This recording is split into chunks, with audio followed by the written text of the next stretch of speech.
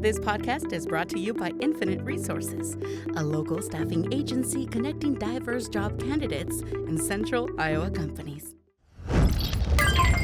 Amplified. Welcome back to Black and Privileged in America podcast. Power, love, and money conversations relevant to Black thriving, supported by Infinite Resources. I'm your host, Abena Sankofa. We could all use a little financial freedom, and today our guests are going to help us get there. But first, catch Black and Privileged in America podcast on the Amplified DSM network, on the Amplified DSM YouTube channel, and all social media platforms, as well as everywhere you listen to podcasts. One Economy Financial Development Corp empowers underserved communities in central Iowa to create financial stability and wealth by providing training, coaching, and loans to individuals and small business owners. OEFDC is a spinoff of the Directors Council One Economy initiative. They work with partners to eliminate racial, economic, and other disparities in the Black community by addressing 5 key areas: financial inclusion, employment, education, housing, and health. They work in the greater Des Moines area. So today we're going to talk to Weslyn Caldwell and Vince Lentz. Welcome to the show.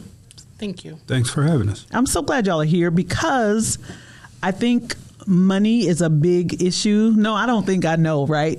Without it, we can't do anything. So for a long time, Black people have been suffering from bearing the weight of poverty. And so I wonder if the two of you could, maybe we'll start with you, Vince. Tell me a little bit about what the organization does and your role. Thank you. Thanks for having us again. My role as executive director is to try to, mainly for outreach, building partnerships, relationships throughout the community, making the community aware of who we are and what it is that we're trying to do and the services that we're trying to provide to the community that are unmet. I think the biggest hurdle that we have is educating not only the community, but the financial institutions also. In the past, and right now in the current situation, as you well know, gaining access to finance or money, capital, has always been a barrier and a hurdle. I think that what we've got to do is do a better job of educating the individuals that we're trying to serve to better meet the challenges of applying for those funds. Thank you for that. I mean, at a certain point, I'm thinking as I'm listening to you talk about it, Black people have gone from being the capital to now needing capital in order to survive, right? When we were the means of survival for so long for other people. So does that history impact the way in which you reach out to partners or to the community? Yes, quite a bit, matter of fact. In the past, we were an asset. Now we lack assets. Yeah. So we need to do a better job of educating our youth, educating ourselves on how do we gain those assets. The biggest asset that most African Americans will ever own will be a house. Right, and we know that that's an issue. Absolutely, with the redlining and so forth. So we're only really a couple generations out of even trying to gain assets. Life insurance, houses, and so forth. So we're basically just starting in the game. Okay. Wow. It's daunting. This is a big, tall task. So Weslyn, as the community engagement manager, tell us how your role, what your role is and what you do in order to move OEFDC. Well, that's a lot of letters. Move it forward. I'm going to scoot your mic up closer to you. In my role, I find myself out in the community, having these conversations, educating people, encouraging people to learn more about what we do, release the stigma of debt, have those conversations, and encourage people to, if their dream includes having a business or their credit being right, then knowing that there are resources out there for them, for people that look like them. I think that matters as well. So what are some of the products? Because I know I looked at the website, and so there are a couple of things that you all offer. For instance, in the intro, I mentioned the training and coaching. What does that look like in practice? So if we get a client that comes to us for a small dollar loan, depending on what they need, we can align them with those resources. So small dollar, what is that? So the small dollar loan is a loan for startup or existing businesses owned by Black individuals in Polk County for up to $5,000. Okay, hold on, wait a minute. So you're saying Black, Polk County, Iowa, Yep. up to $5,000. Yes. Now, what do you have to have or do in order to qualify for this small dollar loan? Not a lot. Interesting, small dollar, because for businesses who are starting up or struggling, $5,000 isn't small. That's like a life-saving apparatus. So yeah. So there's an application, and then based off of that, there's documentation that we require. We do ask for everything that a bank would ask for, because our intention is to align our process so that way when you go for the next round of business funding, it doesn't look new to you. You're familiar with it. So we ask for the business statements, your personal statements, your income, if you own or rent your home, how you plan to spend the money, if there's a business plan. We ask for all of those things, and then we review them. Your taxes is a huge thing. Credit score obviously is a huge thing. I think the great thing about our product is we're more than just putting in the numbers in a computer for the computer to decide if you get the loan or not. So we have a loan committee, and Vince reviews the documentation that is given and puts a story together. And then based off of that story, we can then fund the loan if possible. Okay, put a story together. So we're talking about storytelling now. So you're taking a business owner's documentation and then creating a narrative and then using that as a way to define whether or not they qualify? Pretty much. One of the things that I think that we want to highlight is that we think outside the box. Clearly, that's awesome. Going to a regular lending institution, they usually have hard no's. So if your FICO score doesn't have a certain cutoff point, like 720, it's a no. Okay. Well, we'll work with individuals. A lot of these individuals commingle, I'll say, their business money along with their household income. Yeah. So if there's an issue with the house, like let's say a furnace or a car goes down or something to that nature, they have to spend that income on that. So one of the first things we try to do is get them to separate the two so that the business stands on its own and so does the house. And you pay yourself a salary just like you would with any other job. That way they stand each on their own and their finances stand on their own. Okay, so you have a good picture or a correct picture of what your actual income is from that business. Why is it important for a business owner to pay themselves a salary? Because, I mean, I'm a business owner. I get it. But there are business owners, Black folks, who will tell you, I can't afford to pay myself. How could I, stand my business up and make it a viable company if I'm paying myself? They just can't reconcile the two. So why is that important, and how is it possible? Because if you don't have the actual cost of what it costs to run that business, it's not a true reflection. So is it profitable? That's the first thing. And in order to be profitable, you got to pay your salaries, your employees. Owning that business, you're an employee. So to get a true reflection of what your business is doing as far as outgoing and incoming, that gives you a true time slot or example of what your business is actually doing. I often ask people, how can you afford not to pay yourself? Mm-hmm. Right. Wow. And then we work through, there are people paying themselves, but untraditionally. Right. So when they're swiping their business bank card at the grocery store, at Starbucks, getting gas, all of those are things that you would do with your salary, with your income. So you are paying yourself. And I think once we help them separate the two, then they realize they might be closer to their goal than what they thought. Oh, there we go. Right? Or they might seem that, you know, the spending needs to change, or they might be a little bit further away. But either way it goes, it allows them the opportunity to see each piece of it on its own, which is really important, especially when you're trying to add more money to the pot. Mm-hmm. And a business, it costs money to make money. Okay? Yes, it does. So in order to do that, you got to have a true reflection of what it is that you spent. So if you're using your vehicle for business and you're using it for your own personal use too, you can put that on your taxes, what your expenses were as far as mileage or whatever else you were using it for. So it's just makes good business sense, I guess is what I would say, is to track those separately. What is the difference between... Well, and let me frame my question, I guess, first. So I'm listening to you both give these amazing explanations. I know the listeners are chewing this up like a meal. So my question is, what is the difference between an entrepreneur and a business owner? That's a loaded question. That is a loaded question. And the reason I ask is because, to me, it seems like there are some advantages that a business owner may have that an entrepreneur may or may not have, and vice versa.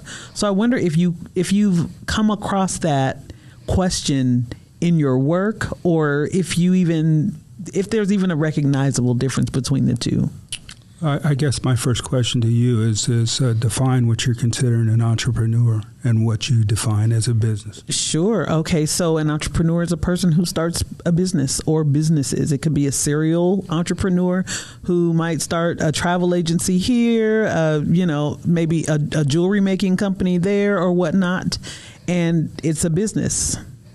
A business owner could be a person who does that, but could be in a position or created the position to where they're able to sell their business, maybe profit from it a little differently, make it a little more competitive. I'm not quite sure. I guess I'm asking for help. I think we use both of those terms interchangeably. Yeah, right? okay.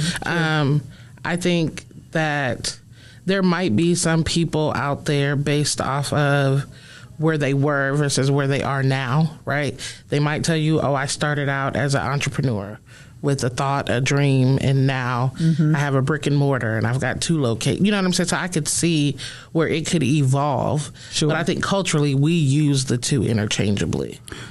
The entrepreneur, too, also is somebody usually with a great idea. You know what I mean? They come up with the ideas. We've got some small business owners that no sooner do they get in business, they spin off and have another one, or, just keep creating them. And like you said, they can either sell it or, have them give it to someone in there that they may know, their family and so forth. That small business is usually somebody with a love or a drive, like let's say a caterer, a cooker, someone that loves to cook or bake, whatever. So if you're out there, please contact me. I'll be a really good customer. We've got some out there. Yeah. Oh, yeah. Some really good ones. Yeah, we really do. We're fortunate. But those individuals, they're driven by what they love. Okay, but they may not be the best business person either. True. So that there's an understanding of that too. But that's usually what gets most of these people involved in the activity that they choose. It's because of something, not wanting to work for someone else, and they like what they do. So that's how a lot of them start. In terms of culture and what makes being Black so amazing and so special, what are some of the nuances that you've noticed at the one? This is a big One Economy Financial Development Corp. Like, can we shorten that? Is there like a OFV? No. In your work at this amazing organization, what are some of the cultural things that you've noticed that are different than perhaps other groups who may be seeking financial assistance with their business or personal endeavors? Is there some special thing that stands out to you that Black folks in particular are needing or maybe lacking? I think we have to change our mindset when it comes to debt. Mindset. Right? Like we hosted a focus group some months ago, and when we mentioned loans at the table, like everybody's face went crazy. They was like, "Oh no, I don't want that." Because you're talking about owing someone, owing somebody. That idea culturally is like we don't want to owe nobody. Culturally, we don't do that. But I think when you look at it in a bigger perspective, and when you look at the American dream, and when you look at people that we look up to when it comes to money goals, they'll tell you that they all borrowed it from somebody. Okay, so are you suggesting, Weslin, that the American dream is real? Is that a thing? For some people. Okay, I'm interested in that. I mean, I think it is for some people. Some people, I mean, it might be the house and the picket fence and the 2.5 kids, right? Or whatever, right? And the dog. For some people, that might be it, right? Like, I mean, I think it just depends on where you're at in your life and what you want, right? But that goal could be a variety of different things. So, but I think we've got to get used to and okay with understanding the good debt versus the bad debt. Okay, what is that? Can you define good debt versus bad debt? I mean, good debt, I guess, would be your high interest rate credit cards and that type of thing. But I think when you talk about wealth building, you know, which is the intention of our products, that would be the good debt. I think the other idea that's what Weslin hit upon was the good debt is there's nothing wrong with borrowing money if the money can make you money. Okay, you can borrow, but make sure that you can make that payment. And the money that you borrow, make sure that it's going to generate some income for you. So that's the good debt. You know what I mean? Because most of us don't have access to capital, like that. So, I mean, you've got to weigh it. And that goes back to what I was saying before. You got to understand if your business is profitable and where can it grow? Where can you expand it? And how can you increase your numbers? That's basically what drives all business is where are the numbers? Where are the numbers? So if an individual is in need of some financial uplift or they need, some money, a loan, you do provide a financial revival loan potentially for individuals. Can you tell us about that? Yep, it is. We partner with Des Moines Metro Credit Union here in Des Moines. It is a $500 credit builder loan program. People can fill out an application online on our website. And then we refer you to the Polk County Financial Empowerment Center to do a budget and obtain your credit score. The loan program is 6 to 8 months with the intention to boost your credit score. And then once that is completed, it also allows you to then do different banking products with Des Moines Metro Credit Union based off of you successfully completing ours. Oh, so then it opens up opportunities at a traditional financial institution. Correct. So I think part of our goal too is when we talk about banking relationships, a lot of us are unbanked or underbanked. So that financial revival loan product is really intended to put them on a level playing ground with a relationship with the bank. Because I think at the core of people's wealth and having access is the relationship. People that you see can get money from anywhere. It's because they can walk into a bank, they know that banker by name, and then they can start to have that conversation. And I think that's where culturally we lack. Well, in a place like Iowa, it seems like that's a huge ask, is to ask your average everyday Day or Shaniqua to be able to have a relationship with a banker. That seems far-fetched for a lot of black folks here. So, I mean, how do we do that? How are they supposed to build that relationship? By opening up that account. The question that you just asked, Weslin, earlier, cultural. We have a tendency as African Americans, we don't discuss finances, even at the family, at the dinner table. So we don't have mentors. We don't have individuals that will explain to us about that credit card of paying more than that minimum amount on there, or you're going to pay, $50 for a pizza by the time you pay it off. Okay. So, we need to have those conversations.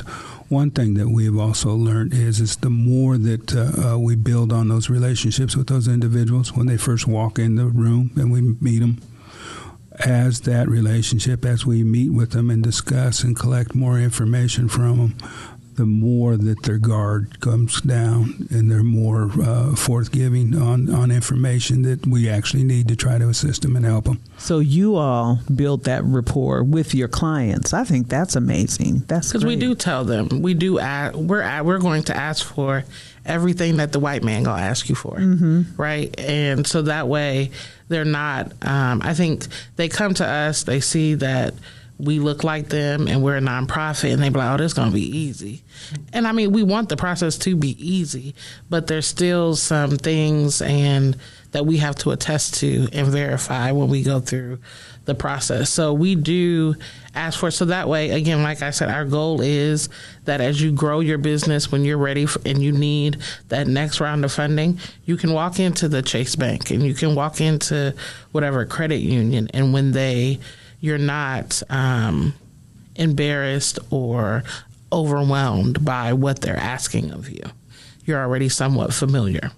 Also, I would like to make the point that we still have fiduciary responsibilities with the funds, because those aren't our dollars that we're actually, we received those funds saying that we were going to loan the money out. So we have to make sure that the individual is not just going to take the money and run, so to speak. So we still have responsibility, but our thought is that we don't say no. We never give a hard no. We try to work with those individuals, help those individuals, and we try to point out the deficiencies that they have and then have them try to work on those and come back. It may not be yes right now, but if we work with this together, we can get you to the point where we can say yes. So it takes some time sometimes, but that's what it's all about. And like Wesleyan just said, we want them to have a packet. We tell them what they probably should put together and have available, like their taxes and so forth, but have those available so that when they do walk into a lending institution, they've actually got a packet in hand and will answer most questions that the bank's going to ask. I mentioned the One Economy report earlier, and that was a groundbreaking report done, I think it was 2017, the first one, roundabout. Yeah, 16, I think. Yeah. 16. Mm-hmm. And it covered the 5 key areas and how Black people were faring in the areas of financial inclusion, employment, education, housing, and health. And it gave like this overarching view.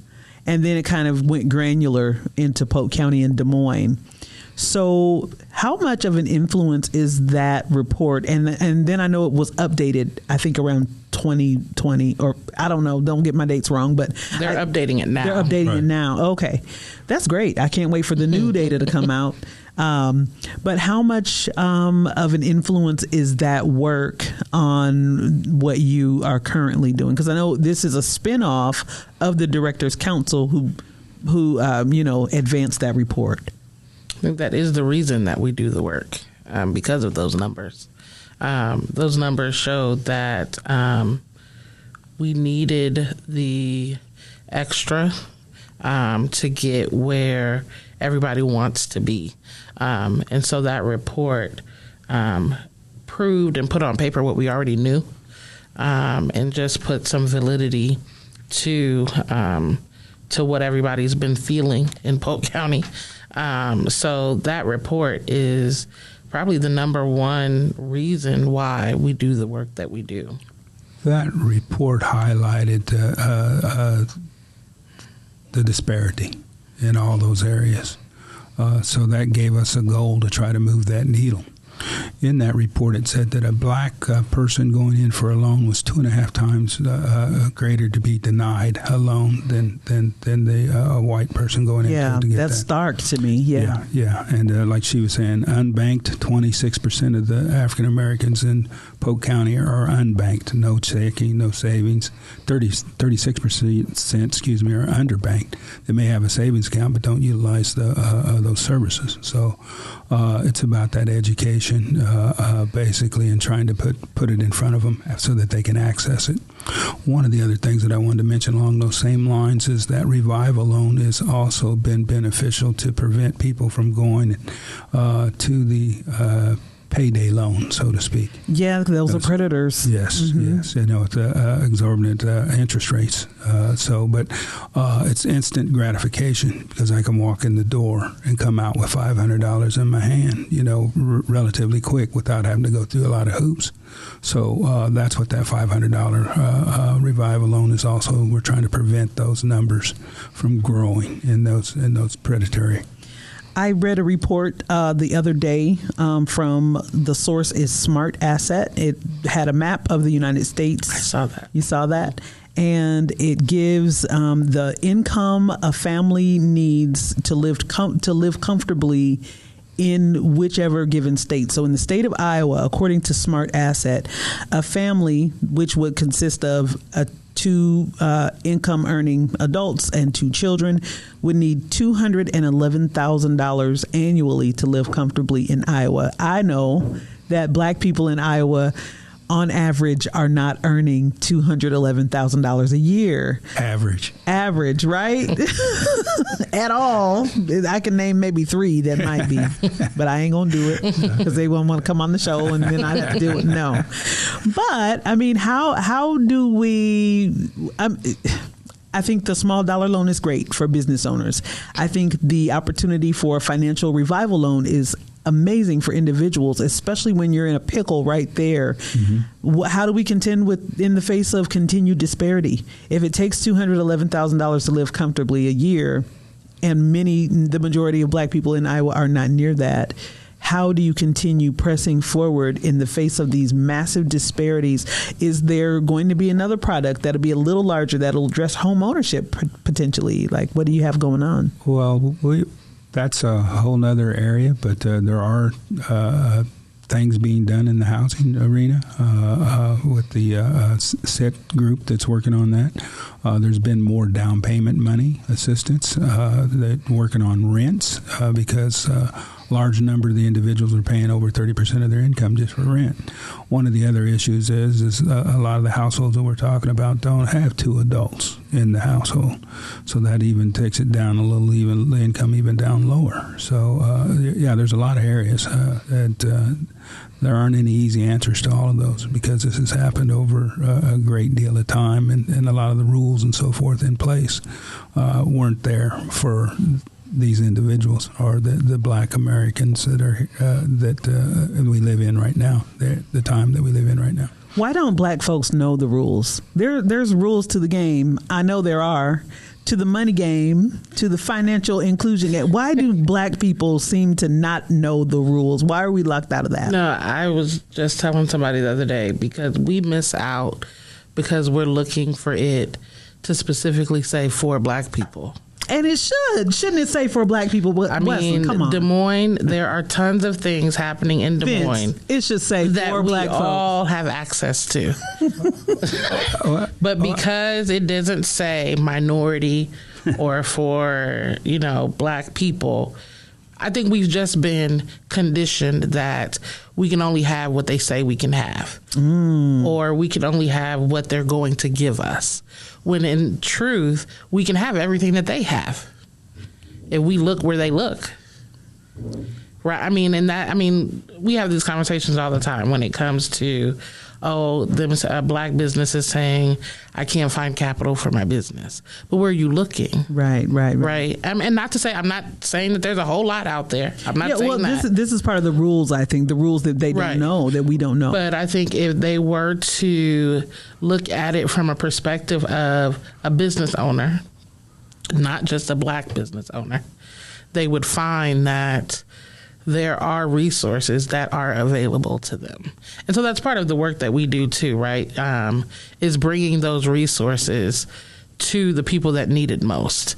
So in sharing that information and that education with the people who might not see it on their timelines and in their tweets, but making sure that we are intentional about getting that information out to them. I think you're going back to mindset again, and I'll get to your question, Vince, but I'm really interested in your thoughts, both of you, on the relationship between, considering mindset, the relationship between money and mental health. I'm sad when my bank account is low. Me too. I mean, it changes my whole perspective. Yeah. You know what I mean? To be able to afford certain things, amenities and so forth that others do, and you can't do that. That's tough. You know what I mean? We've made up some of the differences as far as employment and income and so forth, but inheritance, stocks, bonds, assets, we're way behind on that. Just like I said earlier, we're only a couple generations out, so we don't have the disposable income that others have. We're living paycheck to paycheck, basically. And that's where it becomes, that's the reason a lot of the credit scores and finances, why we get into trouble. If we have an issue that pops up into the house, like the car breaking down or the furnace breaking down in the middle of the winter, we've got to pay for that. So what you still have to put food on the table. You still have to keep the lights on.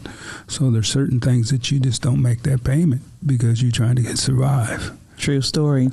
Yeah. I mean, I think it'd be great if at some point teaching the stock market and how all that works were a part of the coaching. I'm just trying to plant seed there, Well, yeah, and that, but there's just the two of us and the resources. That's the other thing. We're a startup business ourselves as a nonprofit.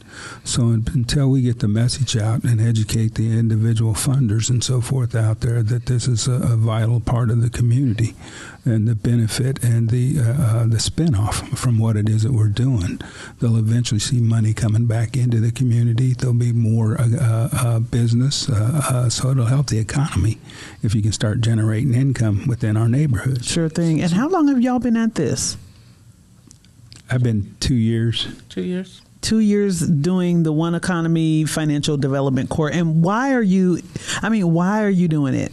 Because this is hard work. Talking to black folks about money. Y'all are out here first responding on the front lines of everything right now. So what is your why, Vince? I'm interested in why you're doing this work. I've worked most of my career with low income in housing and also with federal programs. Just came off the road for the last 12, 13 years doing disaster recovery across the country. From hurricanes, tornadoes, floods. So going across the country and seeing individuals, because you have to rebuild those communities. Unfortunately, it's usually our communities that are hit because we're in the low-lying areas and the areas that are usually devastated, So I've had an opportunity firsthand to see some of that. So when I retired, I say that lightly. I'm like, I see italicized there. Yeah. But when I retired, I came back and sat on the board for One Economy. And we was talking, said we needed a director. And then I volunteered. Everybody took a step back, I think. But I said it's time to help people in my own community. So that's why I'm doing this. Thank you. Wilson, what about you? What's your why? Why are you putting yourself on the front lines of this battle? I like to be a resource. I am a nerd in that regard. I like to know what's happening. I was also taught that I'm responsible for the information that I have. So therefore, I want to get rid of it, so I share it.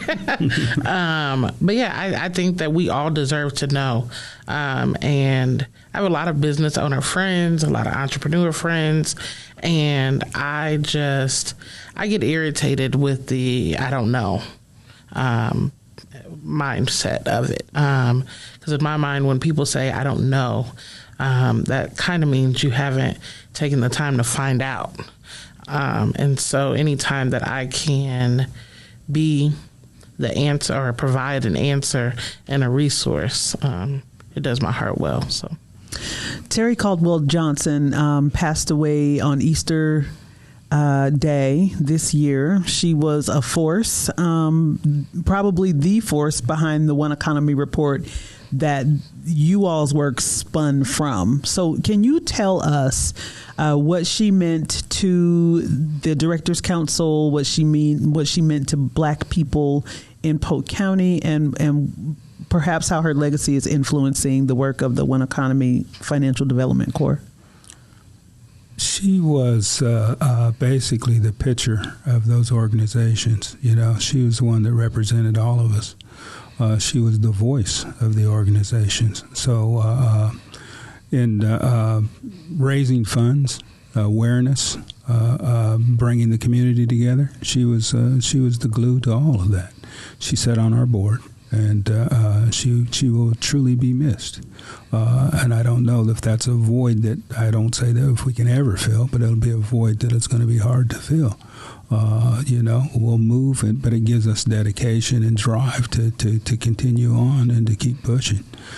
Because, I know I still see and hear her telling us what it is that we need to do and why we want to do it. And she also allowed us to have open conversations in the room where everybody could state their opinion and bring forth what it is that they felt was important, but she kept us all grounded. So she'll truly be missed. That's awesome. That's awesome. And I too think about the void in her absence as an influencer and just a powerful person. Again, to echo you, Vince, nobody can fill those shoes. Right. Let's be clear. Yeah. However, there is a gap there. Mm-hmm. So what do you do in the absence of having that voice and someone, advocating on your behalf for the resources that you need so desperately to continue on? I just wonder that. I wonder who is it? Who is the voice in the wind now?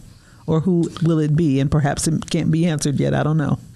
I don't know that it can be. I will say I think Terry left us all with the confidence and the ability to know that we could do it. And I think there's some joy in that. There's some hope in that. So in the coming days, as we continue the work, I think that we're going to have to pull, knowing that she gave us the tools, the skill set, the confidence to know that we can do it. And so we're going to do it. And to add to that, I don't know if there is one voice. And I don't know if there needs to be one voice. I think we need to come together as a community and all of us be that voice. So moving forward, I think that we all have to tell our own stories and make sure that the story gets out there. So we all need to get in front of as many people and the decision makers here in the community that we can, and to continue to tell our story and to tell them what our needs are, and to have them, because our needs are their needs also. We're all in this community together, and we need to get the support from them. Wonderful. We all need to tell our stories. So true. The Black Iowa Business Directory is also a part of the One Economy Financial Development Corp. This is a listing of nearly every Black business in the state of Iowa, and there may be some people who want to be on it or some people who don't know that the list exists. So tell us about it and how people can be included on that list. The Black Iowa Business Directory is a comprehensive statewide list of Black-owned businesses in Des Moines. Started during COVID. There was a need, people wanting to shop Black and whatnot. And so there are probably over 280 businesses on it now, statewide, ever growing. They can go to our website to get the link to sign up, or they can send me a message off of our website and I can send them the link. We share that directory among all different channels: government, public, private. It was recently listed in the business records, book of lists. Awesome. That's great. We share it with Chamber of Commerce's. When people ask us for references or resources, if they're not on the directory, I don't give them. Then we all need to be on that in the directory. So that is how I build it. Like, wow. People say, Wesley, you don't refer me for catering because you're not on the directory. Incentives. It is free to join. We host monthly roundtable discussions with culturally relevant information for business owners, provide information that they need to know, that they want to know, and then they get information from us as it comes along as well. So okay, and what is the website? oefdc.org? Yes. Okay, oefdc.org. So you can go to oefdc.org to find out more information about the One Economy Financial Development Corps, the small dollar loan for businesses, the financial revival loan for individuals, training, coaching, and the Black Iowa Business Directory. That's a wealth of information. No pun intended. Yes, pun intended.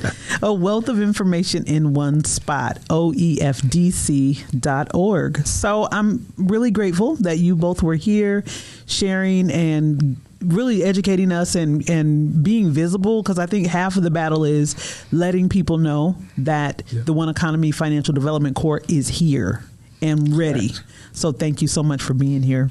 Thank you for having us. Yeah. So as is my tradition at Black and Privileged in America podcast, I always ask my guests to suggest a book that you're reading or have read that has moved you, challenged you, or changed you. What do you got? Wesleyan, you want to go first? I have a book that's in my Amazon cart that is I Said What I Said. It's about Black women in nonprofit. So it should be here in a couple of days. I'm excited to read it. Oh, yeah, that sounds deep. Yeah. Oh, thank you for that, Vince. Some of the items that I just addressed today, I have a friend in Boston that suggested that I read a book, The Hidden Cost of Being African American. It's by Thomas Shapiro, and it's basically talking about inheritance and savings and stocks and bonds, basically, and equity and so forth. So it's just a lack of those assets that families as Black Americans we don't have. Two excellent suggestions. I'm going to add those to my library, and perhaps I need to come and visit and get a financial revival loan to afford all these books I got to buy. So thank you both again so much for being here. Thank you for having us. Thank you very much. Thank you for joining us today on this journey toward financial empowerment. So help for you, help for your business. Find Wesleyan Caldwell and Vince Lentz with the One Economy Financial Development Corp. Remember, financial freedom is within reach for everyone. Subscribe, like, and share. Find Black and Privileged in America podcast on www.amplifydsm.com and my website, abanasankofa.com. Stay engaged, stay curious, keep striving. Thanks for listening. Until next time.